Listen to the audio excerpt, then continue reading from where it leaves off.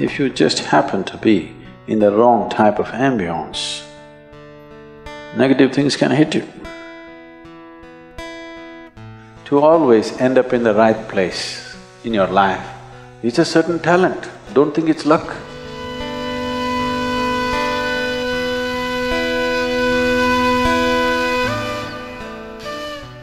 In the spiritual traditions,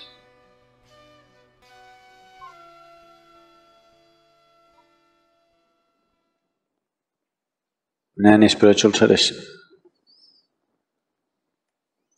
always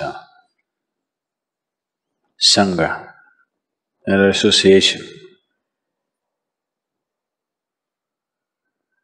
or to be in the right kind of company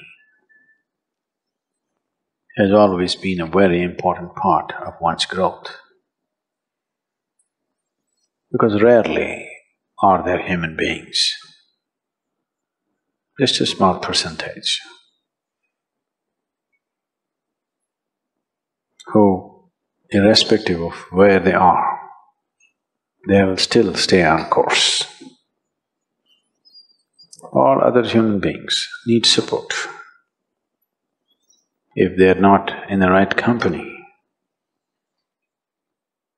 there's very little chance of them doing the right things. Unfortunately, that's a reality. It is not necessarily a misfortune, because what this means is they are open to influence. It is the responsibility of the social fabric to create the right atmosphere for every individual to grow towards what is beautiful for the individual and for everybody else around him. But not always, or rarely, societies conduct this responsibility.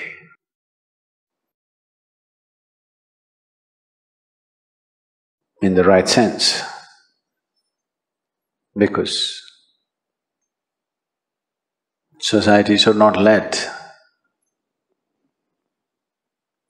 Societies are allowed to go through a metamorphosis depending upon what is the influence. In that direction it grows.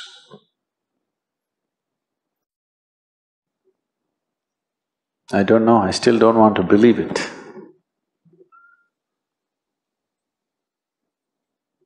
They're telling me over 80% of the content on the internet is pornography.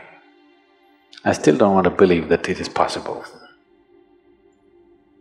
But people who are in the know are telling me, Sadhguru, that's how it is.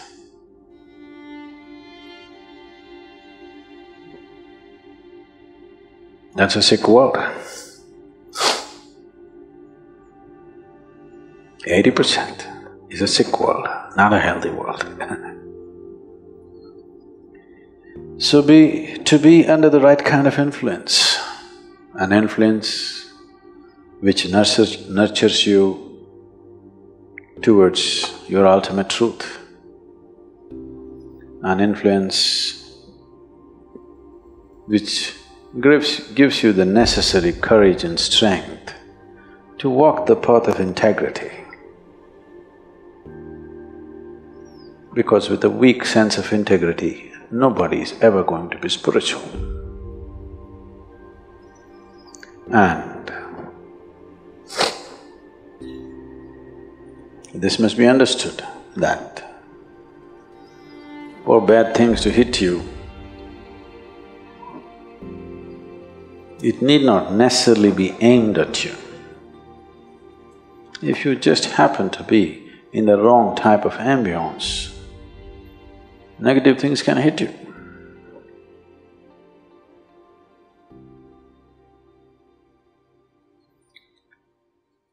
That reminds me, two terrorists were preparing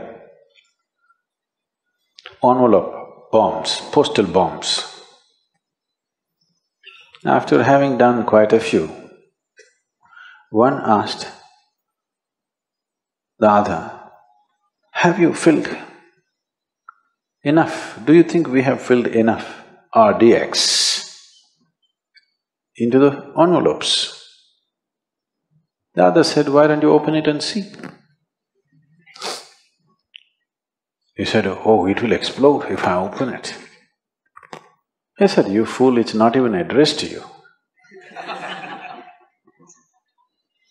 It need not be addressed to you. You open the wrong can, it'll blow up in your face. This is so in the world, this is so within you. There are lots of bins in your head. You open up the wrong bin, worms will crawl out. You open up another bin, fragrance will come out of it. Have you noticed yourself? Have you yourself noticed within you? If you open certain part of your mind, filth will come out. If you open another part of your mind, fragrance will come out. Have you not noticed? To be conscious enough, to be in the right company so that filth will not be tolerated, so that you open up the fragrance within you, not the filth, is an important part of one's growth. Because you don't have to go looking for a gutter for filth. There is enough in your head, isn't it?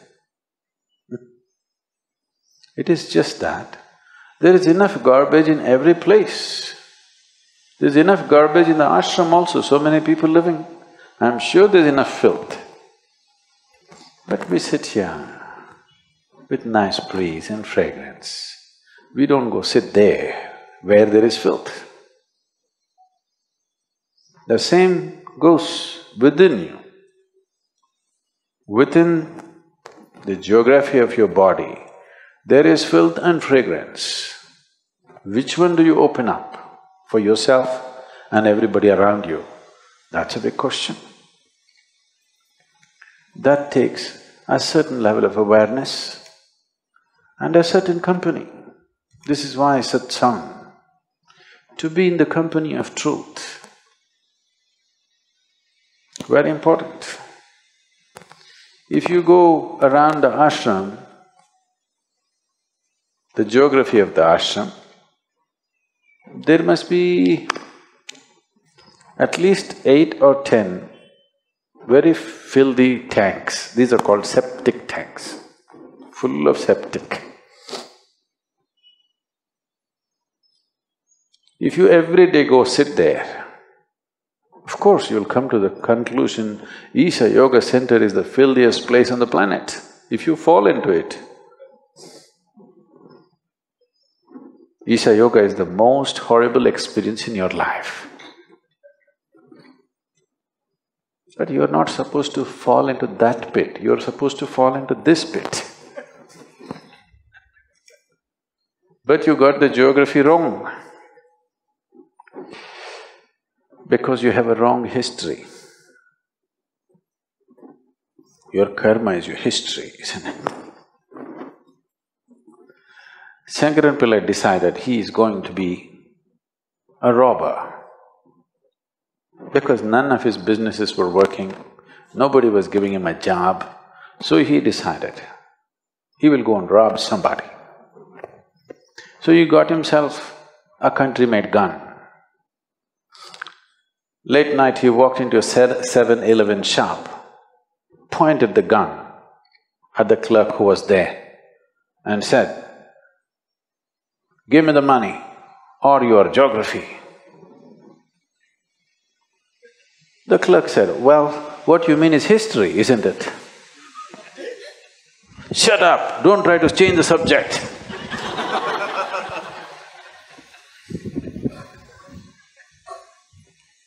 No, we are not talking about different subjects, there's only one subject, that's you.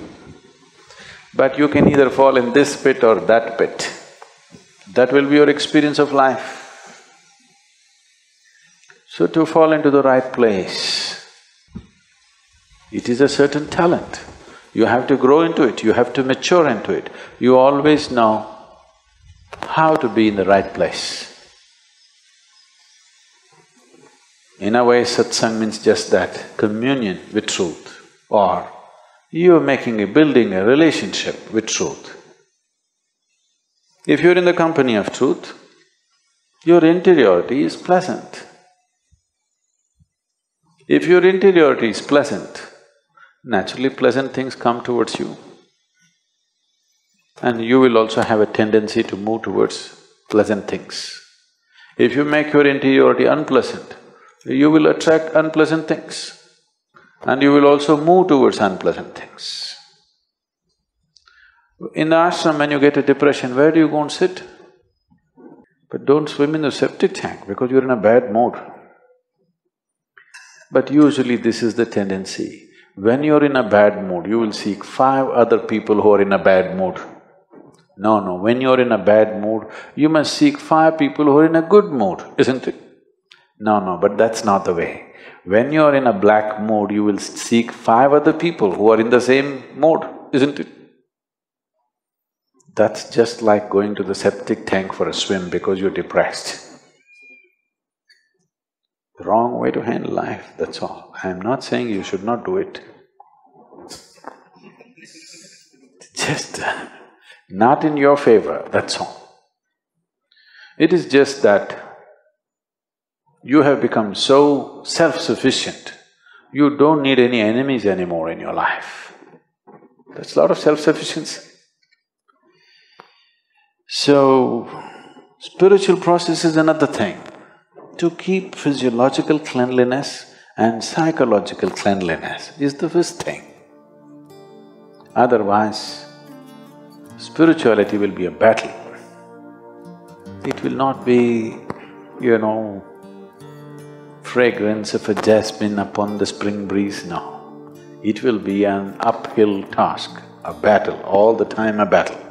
A lot of people experience their life, particularly their spiritual life, as a battle because they do not maintain some fundamental discipline about the geography of their body and the geography of their psychological space. If these 2 things are not managed, everything will be a battle. Now, you happen to claim that you're spiritual, so that will also be a battle. That's how only way life can be. So, satsang means to make friends with truth. Truth is your friend, not falsehood. You start at whichever level of truth you know. You don't have to start at the ultimate truth, you cannot. However you understand truth, you start with that. You understand truth as, let's say, speaking truth, please start with that. You understand truth as being gentle to everything around you, start with that, it doesn't matter where you start. Whichever way you understand truth, you start from that and see how to take a step every day.